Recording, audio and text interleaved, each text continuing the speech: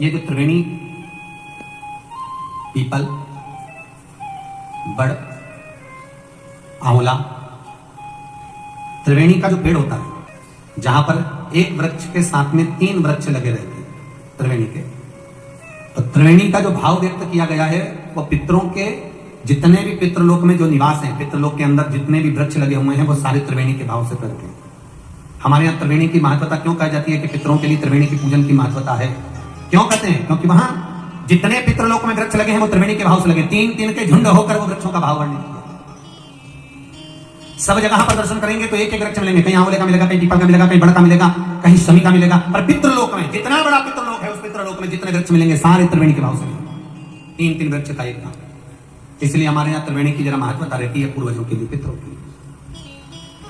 पर शिव महापुराण की कथा करती है त्रिवेणी का पौधा घर में नहीं लगाया जाता। कई लोग इतने चतुर होते हैं कि घर में त्रिवेणी लगा लेते हैं कि गमले में आंवला लगा लिया, पीपल लगा लिया, बड़ लगा लिया।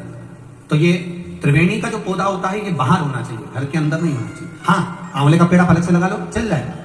पीपल का पौधा छोटा लगाओगे, थोड़ा समय तक, जब तक पीपल बड़ा ना हो, तुम्हारे सिर पर छाया नहीं हो, तब तक तो आप घर के अंदर लगा सकते हो। पर पीपल बड़ा हो जाए, उसकी छाया आपके सिर पर आने लगे तो उस पीपल को घर में नहीं रखना, उसको बाहर लगाना। बड़ का पौधा छोटा हो, उसकी छाया ना पड़े, तब तक आप पूजन के लिए लगा लो, मना नहीं है। पर बाद में जब छाया सिर पे आने लगे तो बड़ को भी आपको बाहर लगाना पड़ेगा। केवल आंवले का पौधा ऐसा होता है जो घर के अंदर आप लगा सकते हो।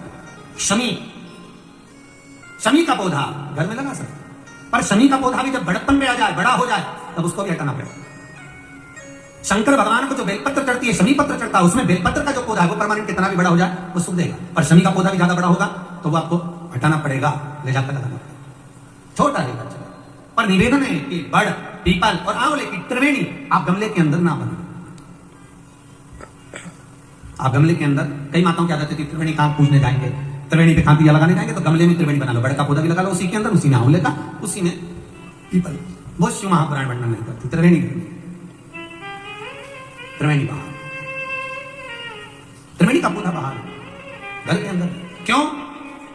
शिव महापुराण की कथा में स्पष्ट कहा गया, जहां त्रिवेणी का पौधा गमले के अंदर होता है वहां उस स्थान पर महाराज कहीं ना कहीं क्लेश का भाव होता है, उस घर में शांति नहीं होती। गरुड़ पुराण में कहा गया, क्या वर्णन किया गरुड़ पुराण में, कि जब जीव आत्मा को लेकर आया जाता है, सारे सुख दुख सब भोगने के बाद में कुछ समय के लिए उसको पितृलोक में जब लाया जाता है, तब पितृलोक में आने का जो प्रवेश द्वार है, उस द्वार में जब वो जीवात्मा सारे दुख भोग कर, तकलीफ भोग कर वो जीवात्मा जब प्रवेश करती है तो उसको लगता है कि यहां पर फिर मुझे कहीं तकलीफ का अनुभव होगा, तो वो अंदर प्रवेश नहीं करती है। त्रिवेणी का जो पौधा होता है, उसी पौधे के नीचे वो जीवात्मा कुछ देर विश्राम कर लेती है। इसलिए शिव महापुराण कहती है त्रिवेणी बाहर पूजी जाए, त्रिवेणी बाहर लगाए, पर त्रिवेणी का पौधा घर के अंदर गमले में रहेगा। जीवात्माओं को जैसे दुख का भान होता है तो विश्रांति लेते हैं, तो आहूत, पितर, वासुक, जो प्रेत योनि में भटकने वाले भी जीव होते हैं, वो त्रिवेणी के नीचे कुछ समय के लिए विश्राम लेते हैं।